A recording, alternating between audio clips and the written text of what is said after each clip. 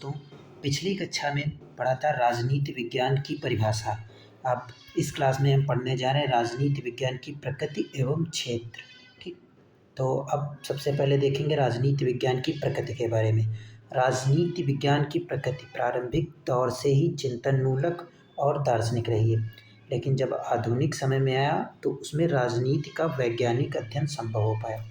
इसलिए राजनीति की प्रकृति के संबंध में मतभेद देखे जाते हैं। इसी प्रकार कुछ जो राजनीतिज्ञ हैं उन्होंने राजनीति को कला के रूप में देखा है। तो ऐसे कौन से विचारक हुए हैं?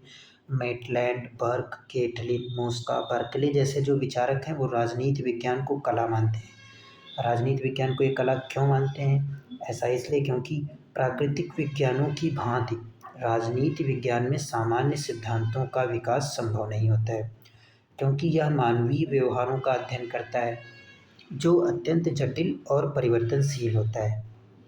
नेक्स्ट, राजनीति विज्ञान में मूल्यों की प्रधानता होती है, इसलिए राजनीति विज्ञान का वस्तुनिष्ठ अध्ययन संभव नहीं हो पाता है। नेक्स्ट, यहाँ कार्य व कारण के नियमों को लागू कर पाना संभव नहीं होता है। नेक्स्ट, सामाजिक नियमों का सूक्ष्म निरीक्षण संभव नहीं है और ना ही इसमें भविष्यवाणी की संभावना होती है। नेक्स्ट, परिभाषा, शब्दावली तथा अध्ययन पद्धति के संबंध में मतभेद होता है। अगर समझें तो एक प्रकार से परिभाषा, शब्दावली, अध्ययन पद्धति के संबंध में मतभेद कैसे होता है? क्योंकि देखो जो अलग अलग विचारक होते हैं वो सब राजनीति विज्ञान की अलग अलग परिभाषा देते हैं अपने हिसाब से, और शब्दावली की व्याख्या अलग करते हैं और अध्ययन पद्धतियाँ सबकी अलग अलग होती हैं, इसलिए इसमें भी मतभेद होता है। ठीक, अब जो कुछ विचारक हैं उन्होंने राजनीति विज्ञान को पूर्ण विज्ञान के रूप में देखा है। ऐसे इसमें होते हैं अरस्तु राजनीति विज्ञान को सर्वोच्च विज्ञान कहते हैं, और बर्नार्ड शॉ एक हुए, उन्होंने मानवीय सभ्यता को सुरक्षित रखने वाला विज्ञान कहा है राजनीति विज्ञान को। और राजनीति विज्ञान को पूर्ण विज्ञान और किसने कहा है? बोंदा, हॉब्स, मॉन्टेस्क्यू, लास्की ने राजनीति विज्ञान को पूर्ण विज्ञान के रूप में बताया है। इसी प्रकार मानवीय व्यवहार का वस्तुनिष्ठ अध्ययन कर भविष्यवाणी की जा सकती है, ऐसा किसने कहा है? हॉब्स, लॉक, रूसो द्वारा मानव स्वभाव का अध्ययन करके ऐसा बताया गया। राजनीति विज्ञान में वैज्ञानिक पद्धतियों का प्रयोग किया जाता है। वैज्ञानिक पद्धतियाँ जैसे निरीक्षण करके, सत्यापन करके, प्रश्नावली, साक्षात्कार, चुनाव, मत व्यवहार का अध्ययन करके, इस प्रकार से राजनीति विज्ञान में वैज्ञानिक पद्धतियों का प्रयोग किया जाता है। ऐसे ही अगले पॉइंट पर आते हैं।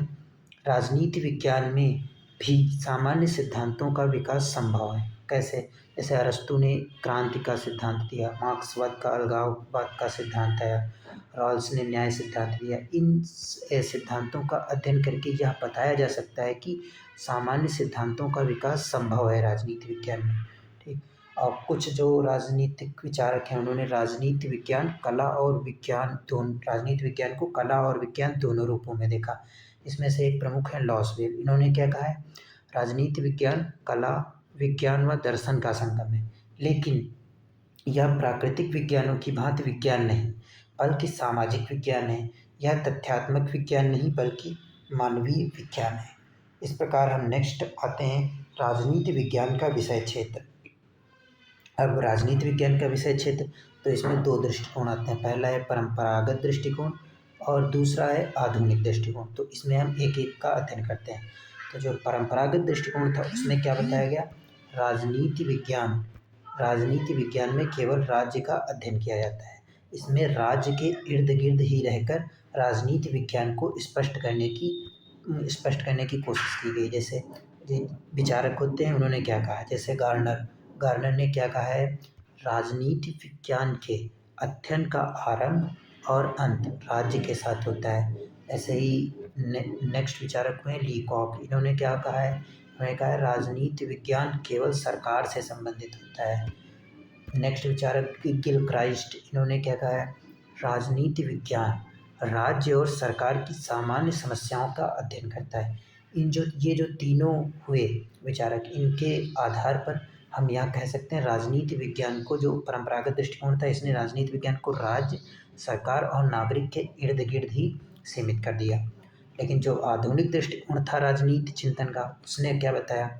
राजनीति विज्ञान को जो आधुनिक दृष्टिकोण था उसमें राज्य तो था ही, लेकिन राज्य के साथ सरकार और नागरिकों का भी इसमें मतलब बोलबाला रहा। नागरिकों को भी इसमें शामिल किया गया था पृष्ठभूमि में। और जैसे जो होती हैं संगठन होते हैं, विधि होती हैं, संस्थाएँ होती हैं, इन सब को मिलाकर जो सरकार बनती है वह आधुनिक दृष्टिकोण, उसको राजनीति विज्ञान कहा गया है। ऐसे इसमें जो कुछ विचारक हैं उनको हम देख लेते हैं, उनकी परिभाषा, फिर इस टॉपिक को समाप्त करते हैं, अगला टॉपिक शुरू होगा। ठीक, तो देखते हैं। ये जो हुए लॉसवेल जो थे, इन्होंने क्या कहा? इन्होंने कहा राजनीति विज्ञान वह विज्ञान है जो यह बताए कि कौन क्या और कब प्राप्त करता है। इसी तरह गेटल एक विचारक हुए हैं, इन्होंने कहा है राज्य के अतीत, वर्तमान और भविष्य तथा राजनीतिक संगठन और राजनीतिक हितों का अध्ययन राजनीति विज्ञान में किया जाता है।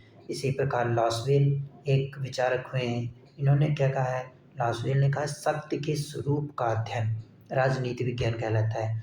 इस प्रकार अगर हम पूरे टॉपिक को संक्षेप में देखें तो क्या कहेंगे? राजनीति विज्ञान क्या है? तो इसको हम कहेंगे राज्य सरकार, औपचारिक संस्था व अनौपचारिक संस्था और मानव के राजनीतिक व्यवहार का अध्ययन करना राजनीति विज्ञान कहलाता है। इसको हम एक बार और समझेंगे। जैसे राज्य हो गया, सरकार हो गया, औपचारिक और अनौपचारिक संस्थाएं हुई, और मानव के राजनीतिक व्यवहार का जो अध्ययन करना होता है वही राजनीति विज्ञान कहलाता है। इस प्रकार हम देखते हैं तो यह टॉपिक समाप्त हुआ। अब अगले टॉपिक में यूनिट 2 पर बात करेंगे। ठीक, धन्यवाद।